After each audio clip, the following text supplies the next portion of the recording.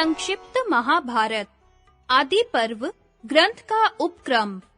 नारायणं नमस्कृत्य नरं चैव नरोत्तमं देवीं सरस्वतीं व्यासं ततो जयम् उदीरयेत्।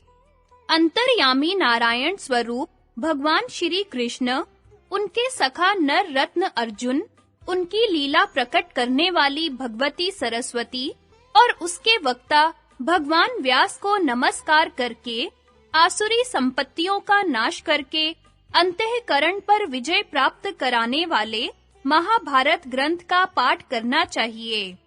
ओम नमो भगवते वासुदेवाय, ओम नमः पितामहाय, ओम नमः प्रजापतिभ्य, ओम नमः श्री कृष्ण द्वैपायनाय, ओम नमः सर्व विघ्न विनायकेभ्यः।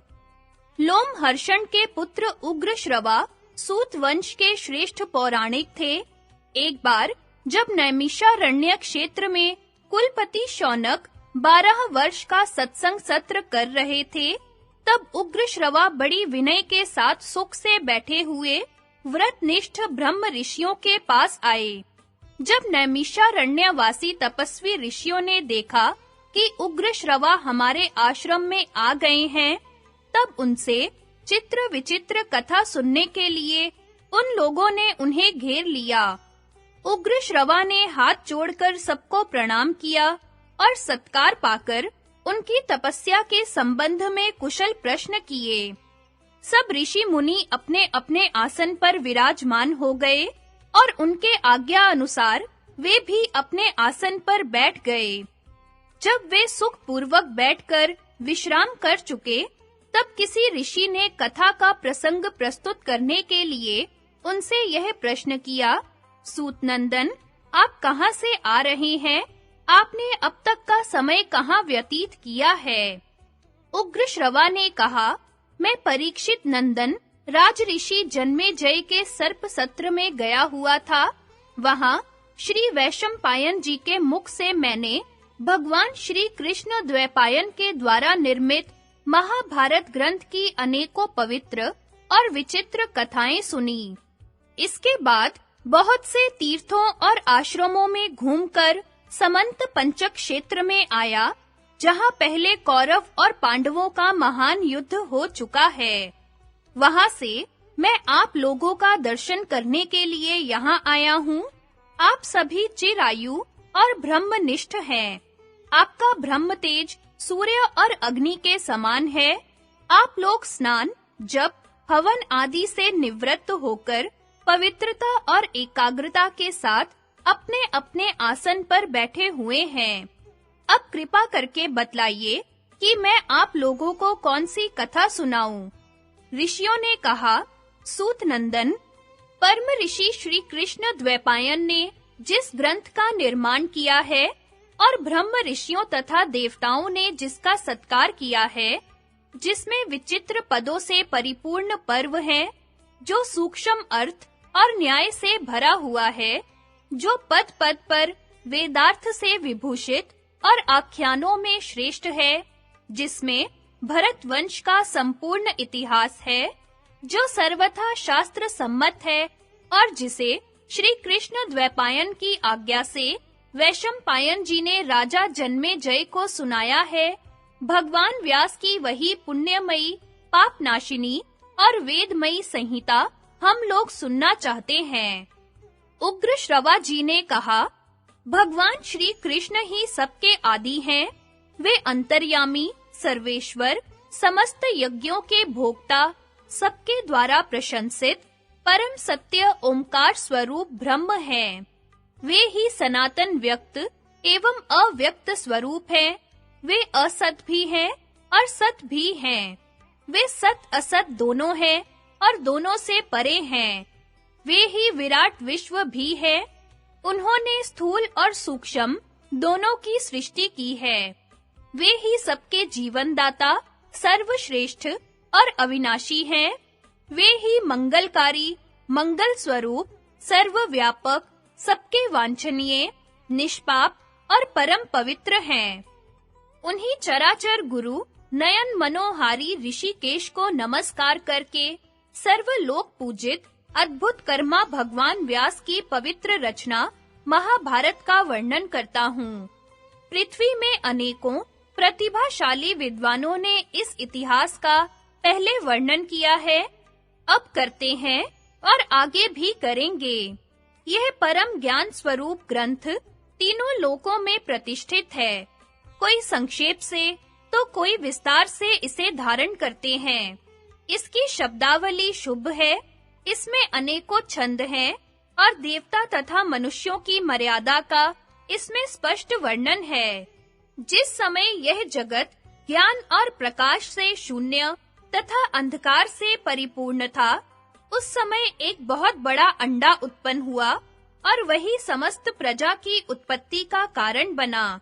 वह बड़ा ही दिव्य और ज्योतिर्मय था। श्रुति उसमें सत्य, सनातन, ज्योतिर्मय ब्रह्म का वर्णन करती है।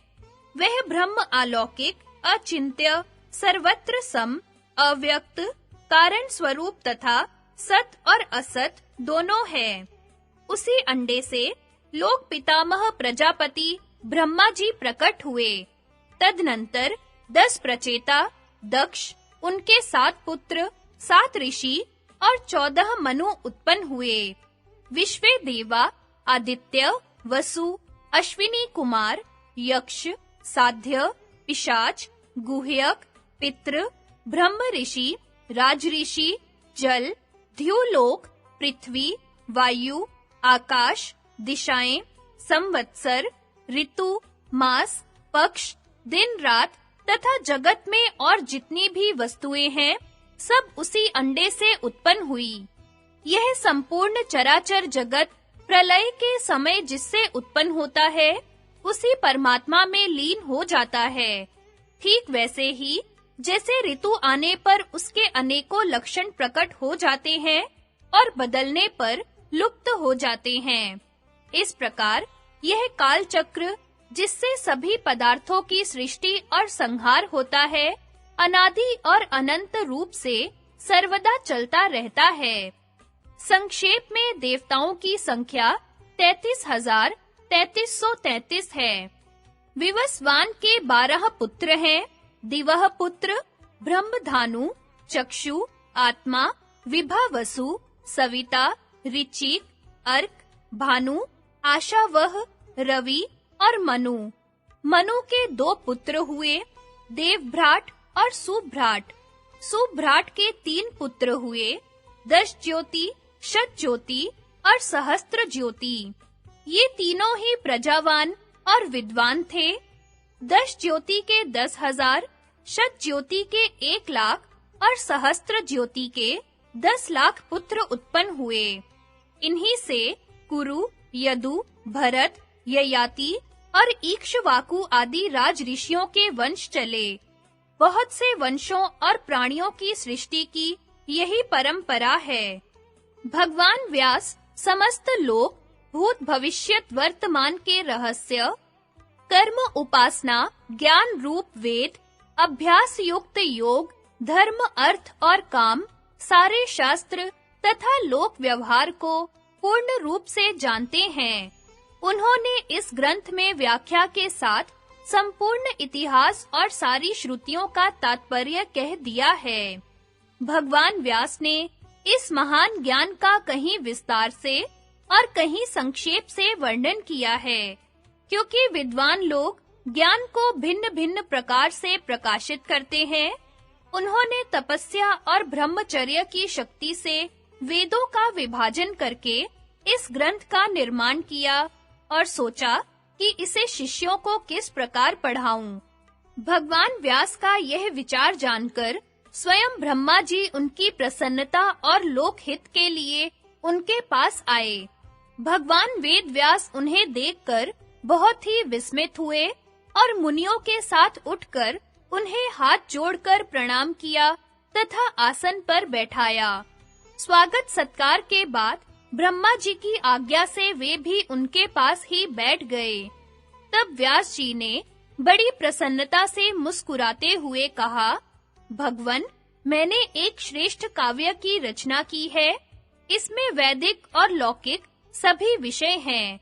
इसमें वेदांग सहित उपनिषद, वेदों का क्रिया विस्तार, इतिहास, पुराण, भूत, भविष्यत और वर्तमान के वृत्तांत, बुढ़ापा, मृत्यु, भय, व्याधि आदि के भाव अभाव का निर्णय, आश्रम और वर्णों का धर्म, पुराणों का सार, तपस्या, ब्रह्मचर्य, पृथ्वी, चंद्र, सूर्य, ग्रह, नक्षत्र, तारा और युगों का वर्णन, उनका परिमाण, ऋग्वेद, यजुर्वेद, सामवेद, अथर्वण, अध्यात्म न्याय, शिक्षा, चिकित्सा, दान, पाशुपत धर्म, देवता और मनुष्यों की उत्पत्ति, पवित्र तीर्थ, पवित्र देश, नदी, पर्वत, वन, समुद्र, पूर्व कल्प, दिव्य नगर, युद्ध कौशल, विविध भाषा, विविध जाति, लोक व्यवहार और सब में व्याप्त परमात्मा का भी वर्णन किया है। परंतु पृथ्वी में इसको लिख लेने वाला कोई नहीं मिलता, यही चिंता का विषय है। ब्रह्मा जी ने कहा, महर्षि, आप तत्व ज्ञान संपन्न हैं, इसलिए मैं तपस्वी और श्रेष्ठ मुनियों से भी आपको श्रेष्ठ समझता हूँ। आप जन्म से ही अपनी वाणी के द्वारा सत्य और वेदार्थ का कथन करते हैं, इसलिए आपका अपने ग्रंथ को काव्य कहना सत्य होगा। उसकी प्रसिद्धि काव्य के नाम से ही होगी। आपके काव्य से श्रेष्ठ काव्य का निर्माण जगत में कोई नहीं कर सकेगा।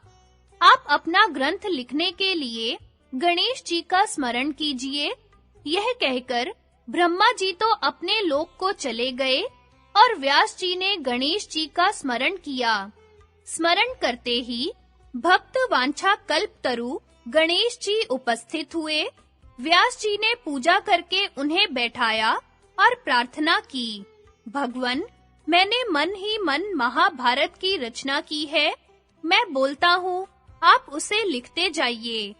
गणेश जी ने कहा, यदि मेरी कलम एक क्षण के लिए भी न रुके तो मैं लिखने का काम कर सकता हूँ।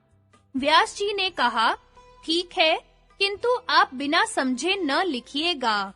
गणेश जी ने तथास्तु कहकर लिखना स्वीकार कर लिया। भगवान व्यास ने कौतूहलवश कुछ ऐसे श्लोक बना दिए जो इस ग्रंथ की गांठ हैं। इनके संबंध में उन्होंने प्रतिज्ञा पूर्वक कहा है कि 8800 श्लोकों का अर्थ मैं जानता हूँ, शुकदेव जानते हैं, संजय जानते हैं या नहीं, इसका कुछ निश्चय नहीं है।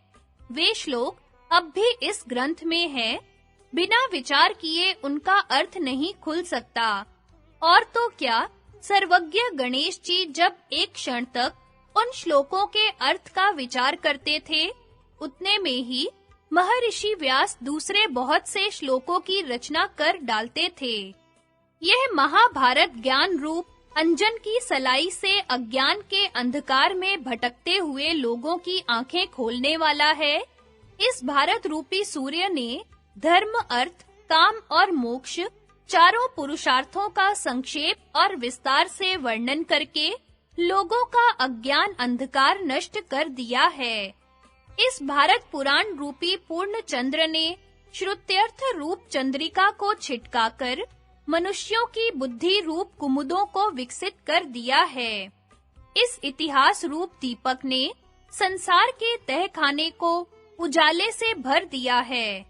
भगवान श्री कृष्ण द्वैपायन ने इस ग्रंथ में कुरु वंश का विस्तार, गांधारी की धर्मशीलता, विदुर की प्रज्ञा, कुंती के धैर्य, दुर्योधन आदि की दुष्टता और पांडवों की सत्यता का वर्णन किया है।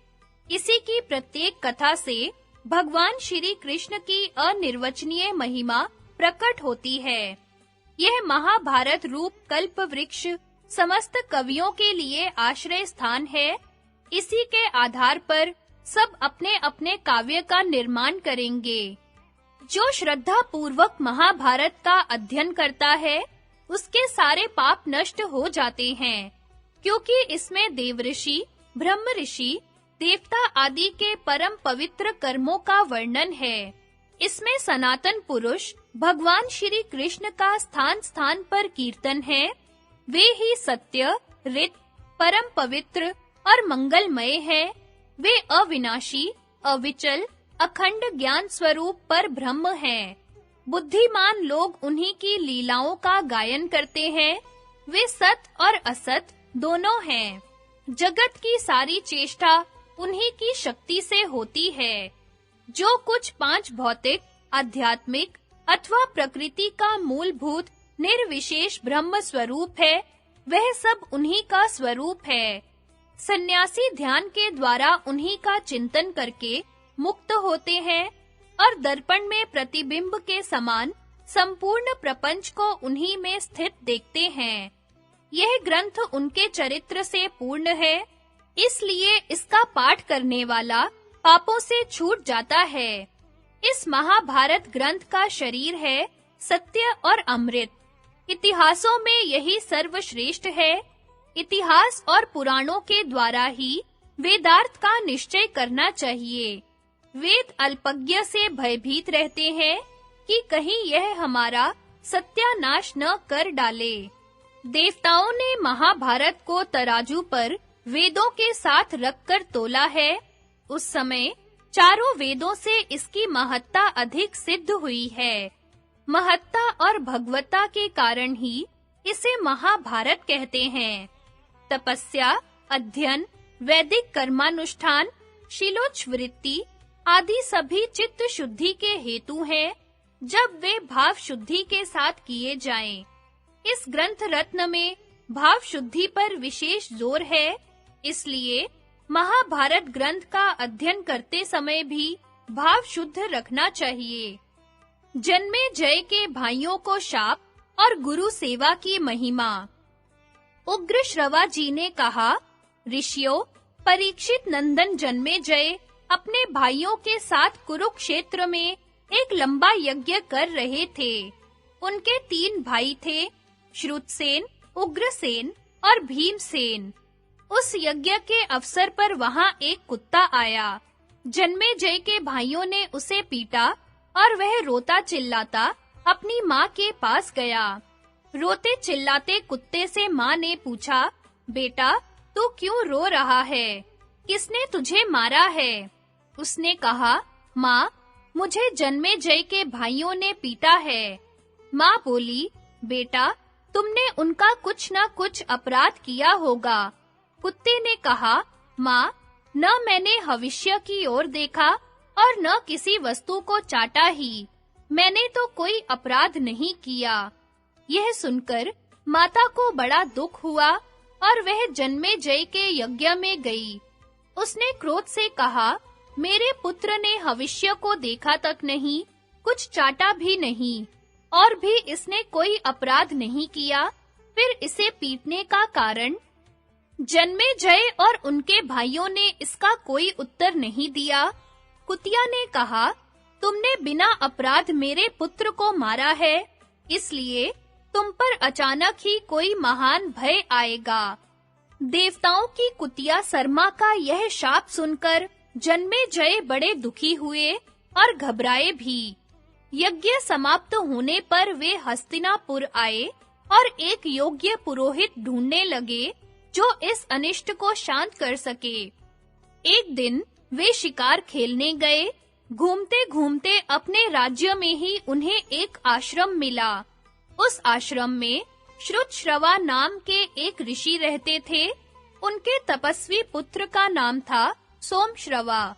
जन्मेजय ने उस ऋषि पुत्र को ही पुरोहित बनाने का निश्चय किया।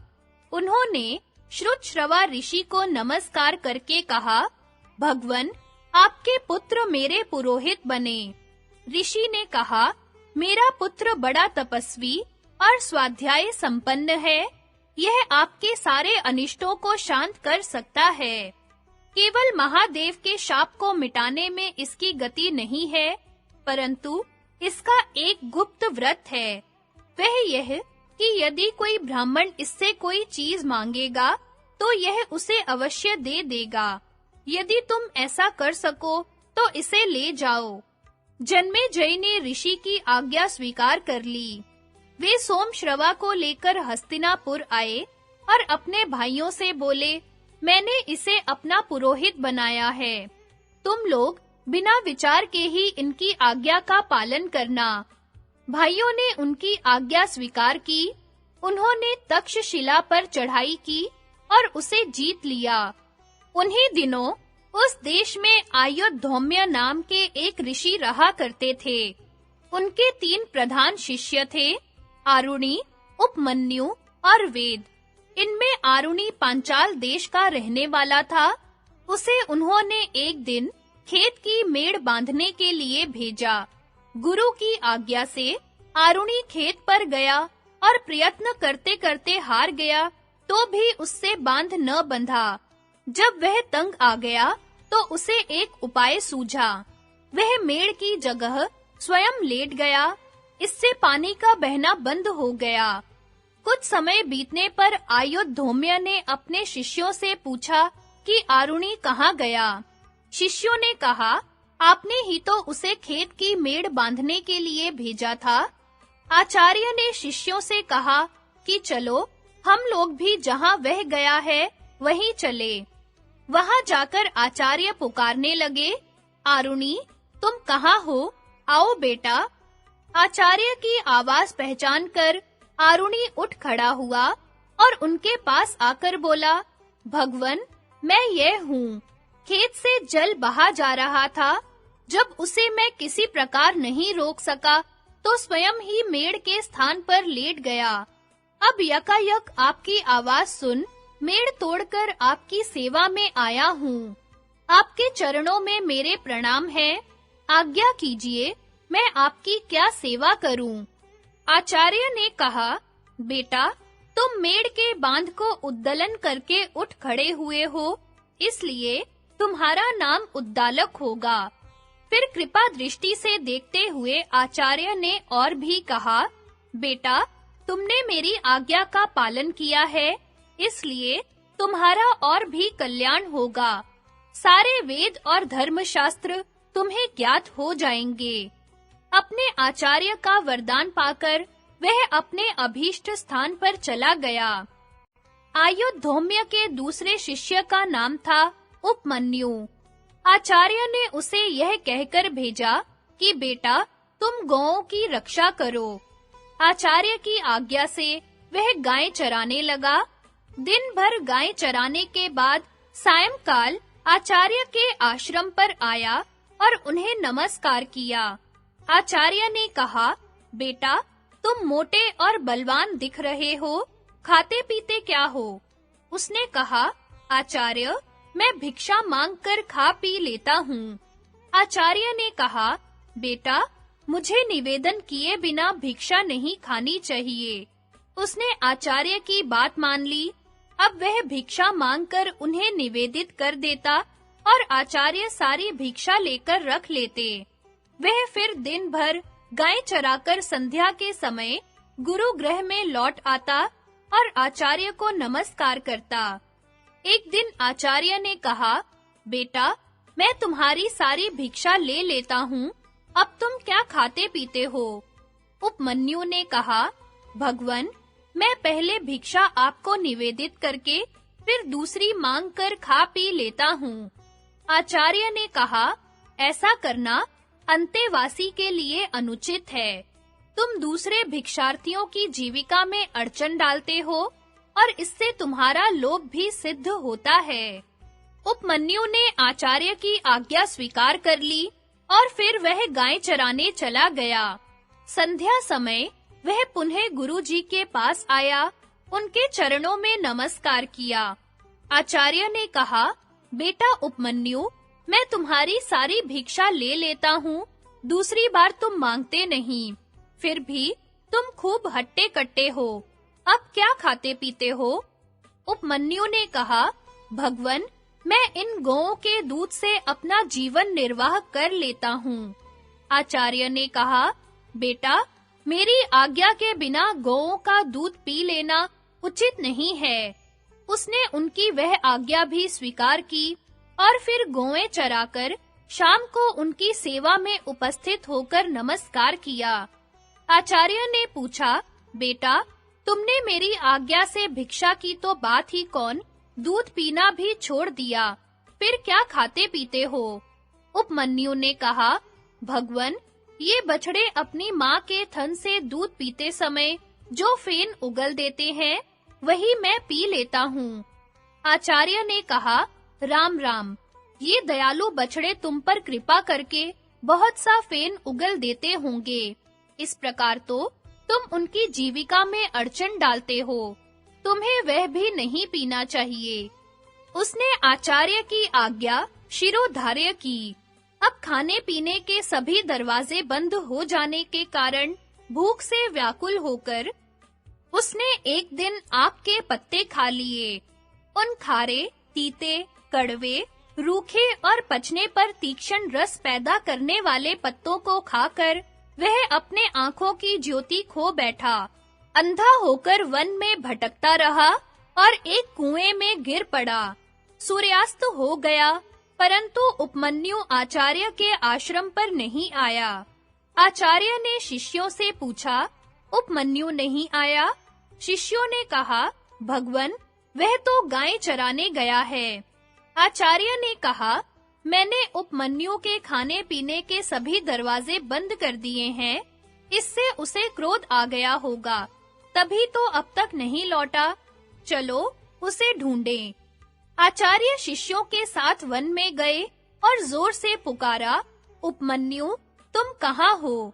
आओ बेटा। आचार्य की आवाज पहचान कर वह जोर से बोला, मैं इस कुएं में गिर पड़ा हूँ। आचार्य ने पूछा कि तुम कुएं में कैसे गिरे? उसने कहा, आपके पत्ते खाकर मैं अंधा हो गया और इस कुएं में गिर पड़ा। आचार्य ने कहा, तुम देवताओं के चिकित्सक अश्विनी कुमार की स्तुति करो, वे तुम्हारी आंखें ठीक कर देंगे। तब उपमन्यु ने वेद की ऋचाओं से अश्विनी कुमार की स्तुति की। उपमन्यु की स्तुति से प्रसन्न होकर अश्विनी कुमार उसके पास आए और बोले, तुम यह पुआ खा लो। उपमन्यु ने कहा, देववर, आपका कहना ठीक है, परंतु आचार्य को निवेदन किए बिना मैं आपकी आज्ञा का पालन नहीं कर सकता। अश्विनी कुमारों ने कहा, पहले तुम्हारे आचार्य ने भी हमारी स्तुति की थी और हमने उन्हें पुआ दिया था। उन्होंने तो उसे अपने गुरु को निवेदन किए बिना ही खा लिया था। सो जैसा उपाध्याय ने किया, वैसा ही तुम भी करो। उपमन्यु ने कहा, मैं आप लोगों से हाथ जोड़कर विनती करता हूँ, आचार्य को निवेदन किए बिना मैं पुआ नहीं खा सकता। अश्विनी कुमारों ने कहा, हम तुम पर प्रसन्न हैं, तुम्हारी इस गुरु भक्ति से। तुम्हारे दांत सोने के हो जाएंगे, तुम्हारी आंखें ठीक हो जाएंगी और तुम्हारा सब प्रकार कल्याण होगा। अश्विनी कुमारों की आज्ञा के अनुसार उपमन्यु आचार्य के पास आया और सब घटना सुनाई। आचार्य ने प्रसन्न होकर कहा, अश्विनी कुमार के कथनानुसार तुम्हारा कल्याण होगा और सारे वेद और सारे धर्म शास्त्र तुम्हारी बुद्धि में अपने आप ही स्फुरित हो जाएंगे। आयुधोम्य का तीसरा शिष्य था वेद। आचार्य ने उससे कहा, बेटा, तुम कुछ दिनों तक मेरे घर रहो, सेवा शुश्रूषा करो, तुम्हारा कल्याण होगा। उसने बहुत दिनों तक वहां रहकर गुरु सेवा की। आचार्य प्रतिदिन उस पर बैल की तरह भार लाद देते और वह गर्मी सर्दी, भूख प्यास का दुख सहकर उनकी सेवा करता। कभी उनकी आज्ञा के विपरीत न चलता। बहुत दिनों में आचार्य प्रसन्न हुए और उन्होंने उसके कल्याण और सर्वज्ञता का वर दिया। ब्रह्मचर्य आश्रम से लौटकर वह गृहस्थाश्रम में आया। वेद के भी 3 शिष्य थे, परंतु वे उन्हें कभी किसी काम या गुरु सेवा का आदेश नहीं करते थे। वे गुरु ग्रह के दुखों को जानते थे और शिष्यों को दुख देना नहीं चाहते थे। एक बार राजा जन्मेजय और पौष्य ने आचार्य वेद को पुरोहित के रूप में वरण किया। वेद कभी पुरोहिती के काम से बाहर जाते तो घर की देखरेख के लिए अपने शिष्य उत्तंग को नियुक्त कर जाते थे। एक बार आचार्य वेद ने बाहर से लौटकर अपने शिष्य उत्तंक के सदाचार पालन की बड़ी प्रशंसा सुनी। उन्होंने कहा, बेटा, तुमने धर्म पर दृढ़ रहकर मेरी बड़ी सेवा की है। मैं तुम पर प्रसन्न हूँ। तुम्हारी सारी कामनाएं पूर्ण होंगी। अब जाओ। उत्तंक ने प्रार्थना की, आचार्य, मैं आपको कौन सी प्रिय वस्तु भेंट में दूं? आचार्य ने पहले तो अस्वीकार किया, पीछे कहा कि अपनी गुरुआनी से पूछ लो।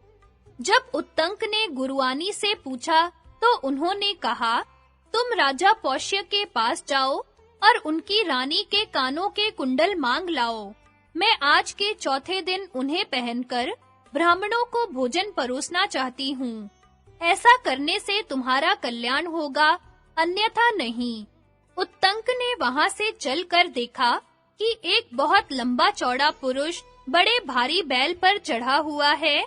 उसने उत्तंक को संबोधन करके कहा कि तुम इस बैल का गोबर खा लो। उत्तंक ने ना कर दिया। वह पुरुष फिर बोला, उत्तंक, तुम्हारे आचार्य ने पहले इसे खाया है। सोच विचार मत करो, खा जाओ। उत्तंक ने बैल का गोबर और मूत्र खा लिया और शीघ्रता के कारण बिना रुके कुल्ला करता हुआ ही वहां से चल पड़ा। उत्तंक ने राजा पौष्य के पास जाकर उन्हें आशीर्वाद दिया और कहा कि मैं आपके पास कुछ मांगने के लिए आया हूँ। पौष्य ने उत्तंक का अभिप्राय जानकर उसे अंतःपुर में रानी के पास भेज दिया, परंतु उत्तंक को रनिवास में कहीं भी रानी दिखाई नहीं दी। वहां से लौटकर उसने पौष्य को उलाहना दिया कि अंतःपुर में रानी नहीं है। पौष्य ने कहा, भगवन, मेरी रानी पतिव्रता है, उसे उच्चिष्ट या अपवित्र मनुष्य नहीं देख सकता। उत्तंक ने स्मरण करके कहा कि हाँ, मैंने चलते-चलते आचमन कर लिया था। पौष्य ने कहा, ठीक है, चलते-चलते आचमन करना निषिद्ध है, इसलिए आप झूठे हैं। अब उत्तंक ने पूर्वाभिमुख बैठकर हाथ पैर मुंह धोकर शब्द, फेन और उष्णता से रहित एवं हृदय तक पहुंचने योग्य जल से 3 बार आचमन किया और 2 बार मुंह धोया। इस बार अंतःपुर में जाने पर रानी दिख पड़ी और उसने उत्तंक को सत्पात्र समझकर अपने कुंडल दे दिए। साथ ही यह कहकर सावधान भी कर दिया कि नागराज तक्षक ये कुंडल चाहता है, कहीं तुम्हारी असावधानी से लाभ उठाकर वह ले ना जाए। मार्ग में चलते समय उत्तंक ने देखा कि उसके पीछे-पीछे एक नग्न शपणक चल रहा है। कभी प्रकट होता है और कभी छिप जाता है। एक बार उत्तंक ने कुंडल रखकर जल लेने की चेष्टा की, इतने ही में वह शपणक कुंडल लेकर अदृश्य हो गया। नागराज तक्षक ही उस वेश में आया था। उत्तंक ने इंद्र के व्रज की सहायता से नागलोक तक उसका पीछा किया। अंत में भयभीत होकर तक्षक ने उसे कुंडल दे दिए।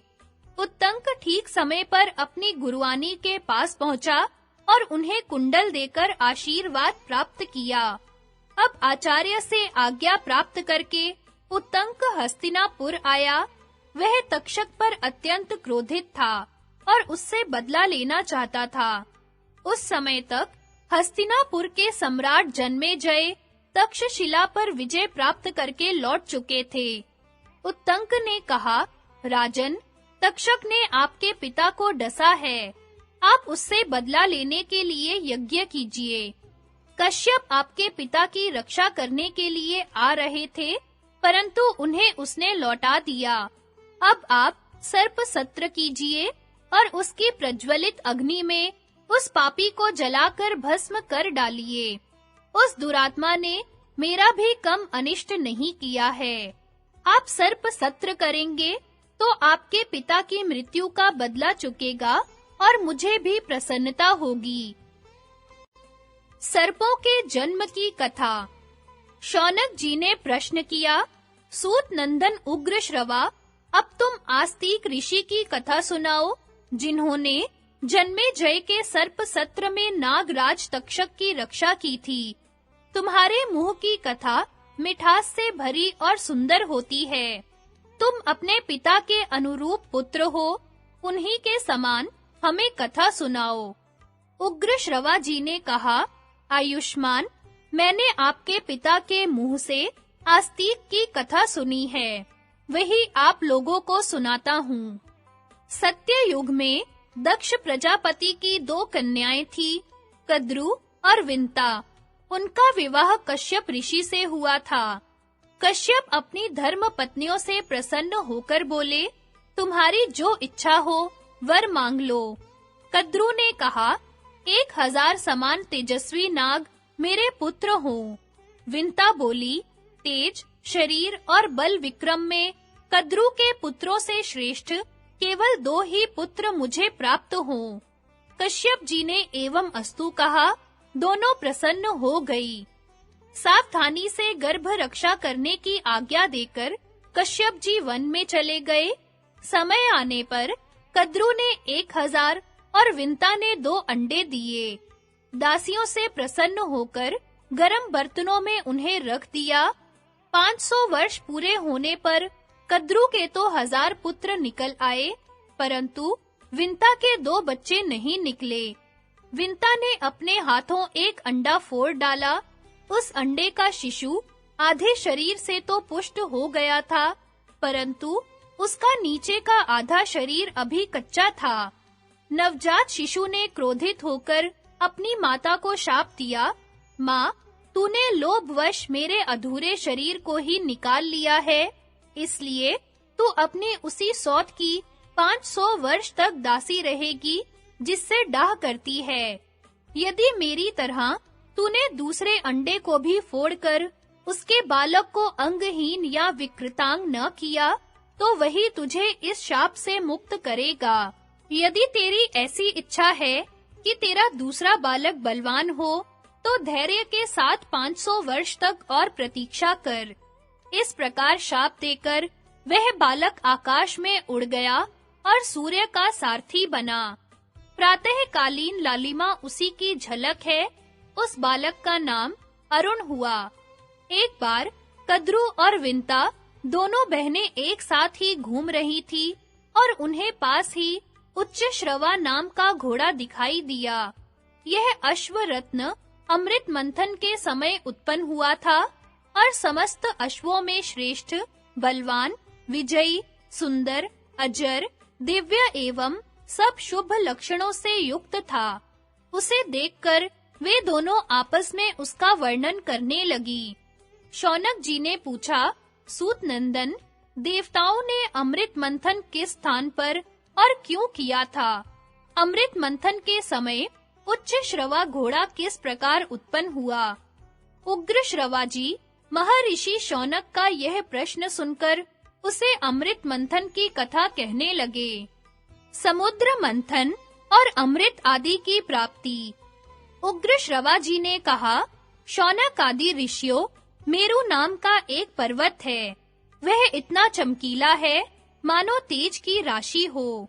उसकी सुनहली चोटियों की चमक के सामने सूर्य की प्रभा फीकी पड़ जाती है। वे गगनचुंबी चोटियां रत्नों से खचित हैं।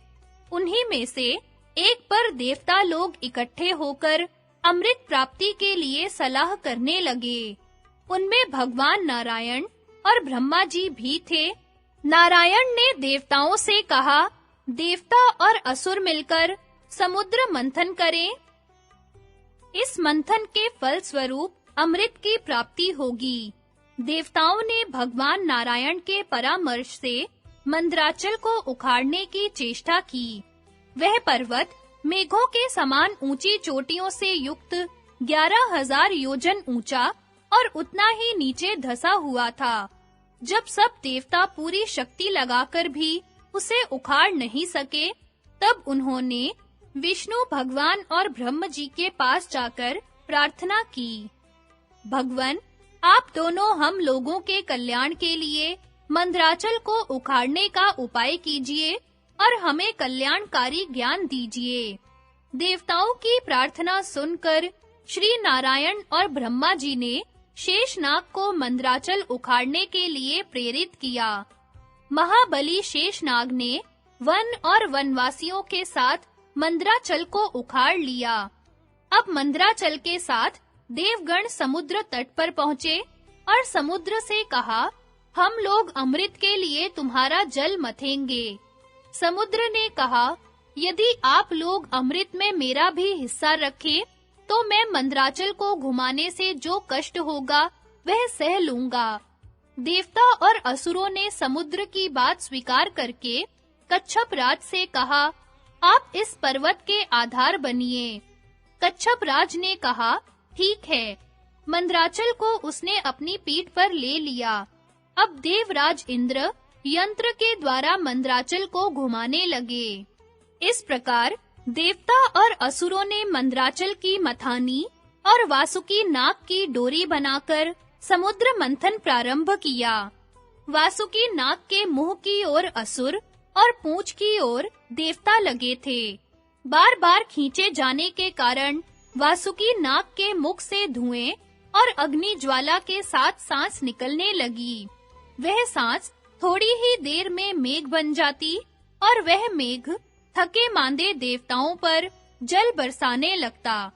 पर्वत के शिखर से पुष्पों की झड़ी लग गई। महामेघ के समान गंभीर शब्द होने लगा। पहाड़ पर के वृक्ष आपस में टकराकर गिरने लगे।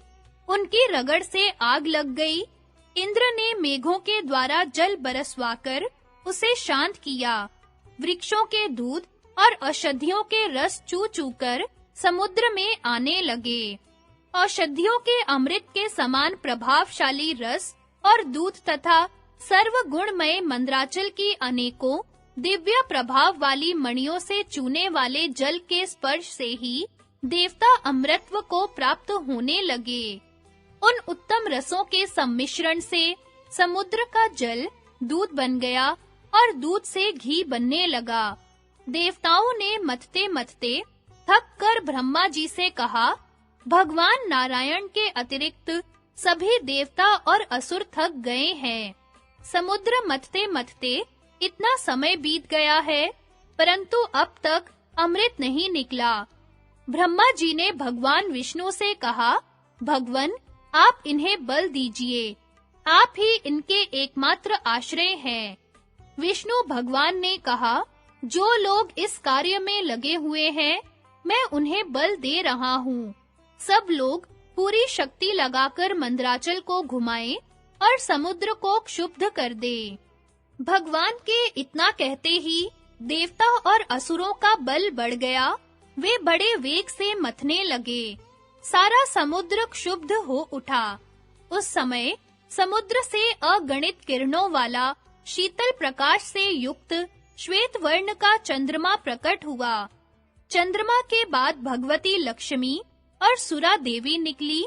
उसी समय श्वेत वर्ण का उच्च श्रवा घोड़ा भी पैदा हुआ।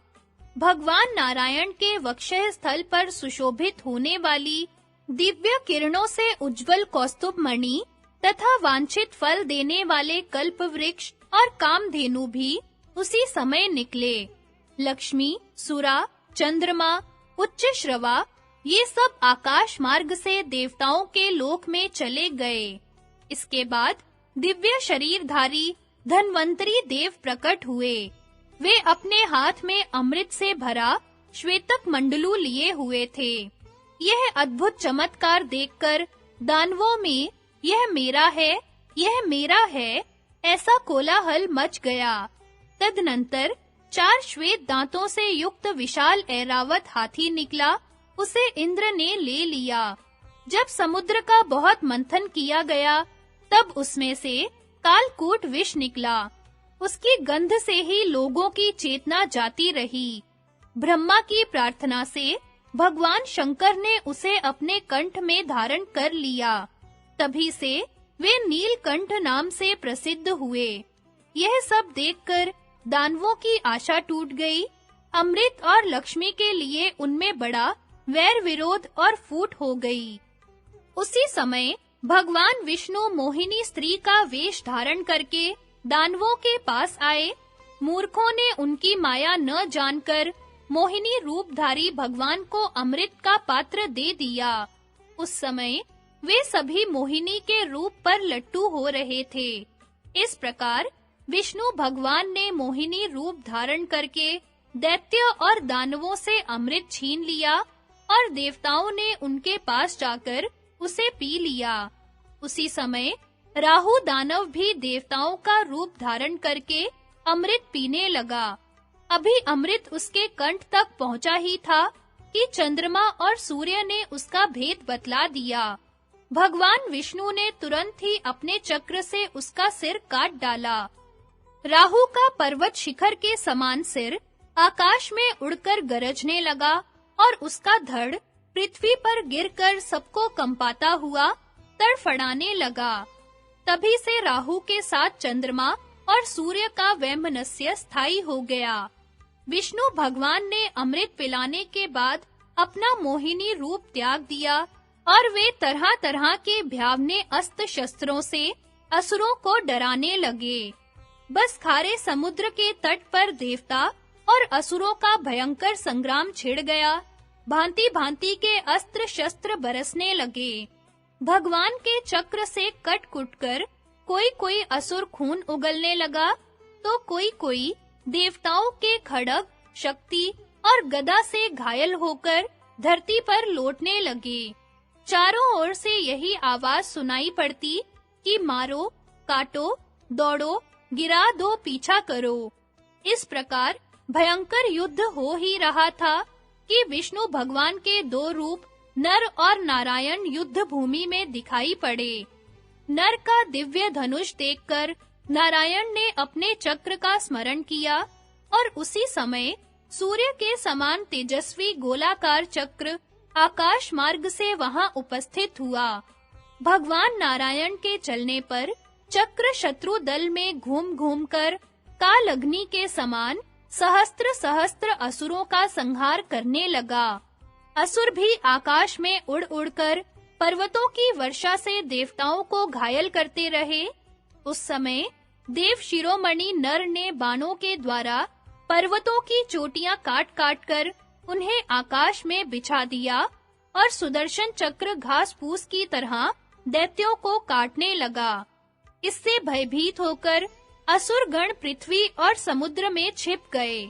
देवताओं की जीत हुई। मंदराचल को सम्मान पूर्वक यथास्थान पहुंचा दिया गया। सभी अपने-अपने स्थान पर गए। देवता और इंद्र ने बड़े आनंद से सुरक्षित रखने के लिए भगवान नर को अमृत दे दिया। यही समुद्र मंथन की कथा है। कद्रु और विंता की कथा तथा गरुड़ की उत्पत्ति। उग्र श्रवाजी कहते हैं, शौनक आदि ऋषियों अमृत मंथन की वह कथा जिसमें उच्च श्रवा घोड़े के उत्पन्न होने की बात भी है, आपको सुना दी। इसी उच्च श्रवा घोड़े को देखकर कद्रु ने विंता से कहा, बहन जल्दी से बताओ तो यह घोड़ा किस रंग का है। विंता ने कहा, बहन यह अश्वराज श्वेत वर्ण का है, तुम इसे किस रंग का समझती हो। कद्रु ने कहा, अवश्य ही इस घोड़े का रंग सफेद है, परंतु पूंछ काली है। आओ हम दोनों इस विषय में बाजी लगावें। यदि तुम्हारी बात ठीक हो तो मैं तुम्हारी दासी रहूं, और मेरी बात ठीक हो तो तुम मेरी दासी रहना। इस प्रकार दोनों बहनें आपस में बाजी लगाकर और दूसरे दिन घोड़ा देखने का निश्चय करके घर चली गईं।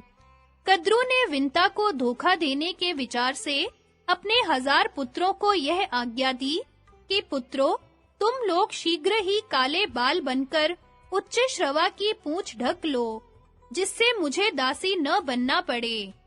जिन सर्पों ने उसकी आज्ञा न मानी, उन्हें उसने शाप दिया कि जाओ, तुम लोगों को अग्नि जन्मेजय के सर्प यज्ञ में जलाकर भस्म कर देगा। यह देव संयोग की बात है कि कद्रु ने अपने पुत्रों को ही ऐसा शाप दे दिया। यह बात सुनकर ब्रह्मा जी और समस्त देवताओं ने उसका अनुमोदन किया। उन दिनों पराक्रमी और विषैले सर्प बहुत प्रबल हो गए थे। वे दूसरों को बड़ी पीड़ा पहुंचाते थे। प्रजा के हित की दृष्टि से यह उचित ही हुआ। जो लोग दूसरे जीवों का अहित करते हैं, उन्हें विधाता की ओर से ऐसा ही प्राणांत दंड मिल जाता है। ऐसा कहकर ब्रह्मा जी ने भी कद्रू की प्रशंसा की।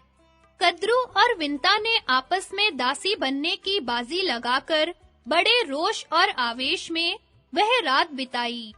दूसरे दिन प्रातः काल होते ही निकट से घोड़े को देखने के लिए दोनों चल पड़ी।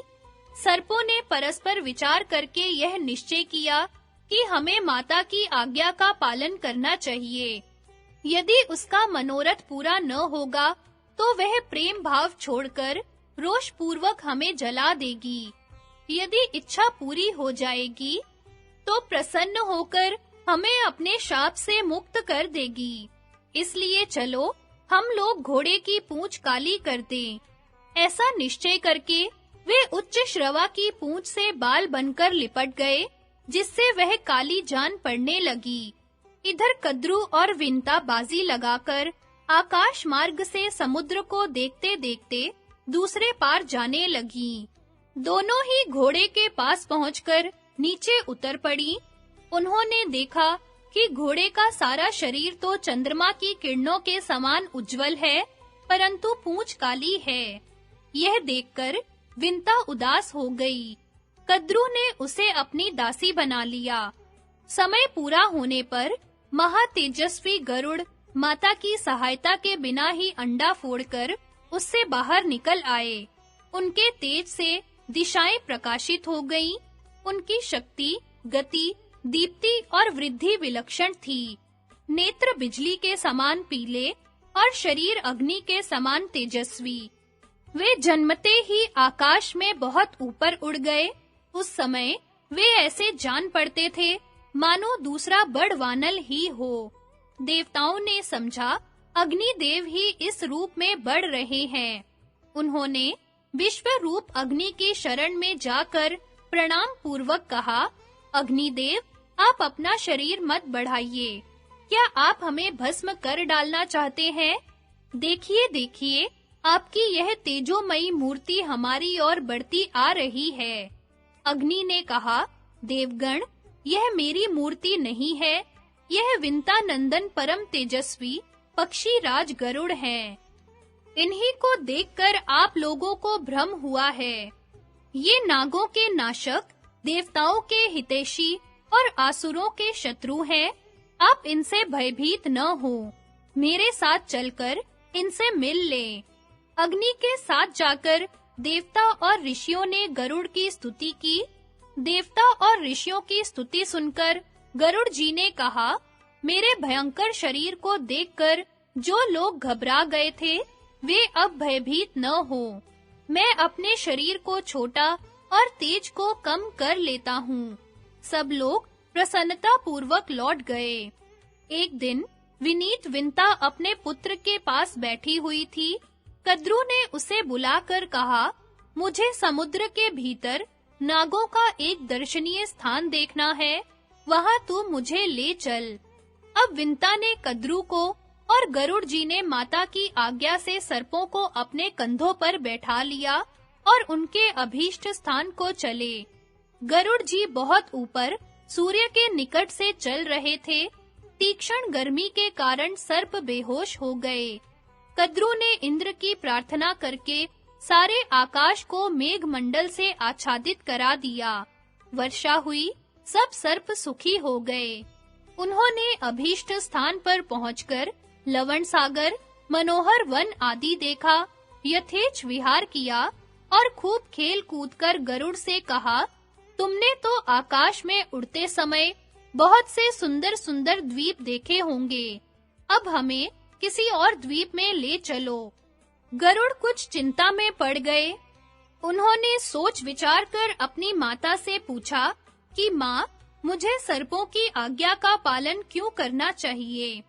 विंता ने कहा, बेटा, इन सर्पों के छल से मैं बाजी हार गई और दुर्भाग्यवश अपनी सौत कद्रू की दासी हो गई। अपनी माता के दुख से गरुड़ भी बड़े दुखी हुए। उन्होंने सर्पों से कहा, सर्पगण, ठीक-ठीक बताओ, मैं तुम्हें कौन सी वस्तु ला दूं? किस बात का पता लगा दूं अथवा तुम लोगों का कौन सा उपकार कर दूं जिससे मैं और मेरी माता दासत्व से मुक्त हो जाएं? सर्पों ने कहा, गरुड़, यदि तुम अपने पराक्रम से हमारे लिए अमृत ला दो तो हम तुम्हें और तुम्हारी माता को दासत्व से मुक्त कर देंगे। अमृत के लिए गरुड़ की यात्रा और गज कच्छप का वृत्तांत। उग्र श्रवा जी कहते हैं, शौनक आदि ऋषियों, सर्पों की बात सुनकर गरुड़ ने अपनी माता विंता से कहा, माता, मैं अमृत के लिए जा रहा हूँ। उसके पहले मैं यह जानना चाहता हूँ कि वहाँ खाऊंगा क्या? विंता ने कहा, बेटा, समुद्र में निषादों की एक बस्ती है, उन्हें खाकर तुम अमृत ले आओ। एक बात का स्मरण रखना, ब्राह्मण का वध कभी न करना, वे सबके लिए अवध्य है। गरुड़ जी माता की आज्ञा के अनुसार उस द्वीप के निषादों को खाकर आगे बढ़े। गलती से एक ब्राह्मण उनके मुंह में आ गया, जिससे उनका तालू जलने लगा। उसे छोड़कर वे कश्यप जी के पास गए। कश्यप जी ने पूछा, बेटा, तुम लोग सकुशल तो हो? आवश्यकता अनुसार भोजन तो मिल जाता है ना? गरुड़ जी ने कहा, मेरी माता सकुशल है, हम भी सानंद हैं। यथेच भोजन न मिलने से कुछ दुख रहता है। मैं अपनी माता को दासीपन से छुड़ाने के लिए सर्पों के कहने पर अमृत लाने के लिए जा रहा हूँ। माता ने मुझे निषादों का भोजन करने के लिए कहा था, परंतु उससे मेरा पेट नहीं भरा। अब आप कोई ऐसी खाने की वस्तु बताइए जिसे खाकर मैं अमृत ला सकूं। कश्यप जी ने कहा, बेटा, यहाँ से थोड़ी दूर पर एक विश्व विख्यात सरोवर है, उसमें एक हाथी और एक कछुआ रहता है। वे दोनों पूर्व जन्म के भाई परंतु एक दूसरे के शत्रु हैं। वे अब भी एक दूसरे से उलझे रहते हैं। उनके पूर्व जन्म की कथा सुनो।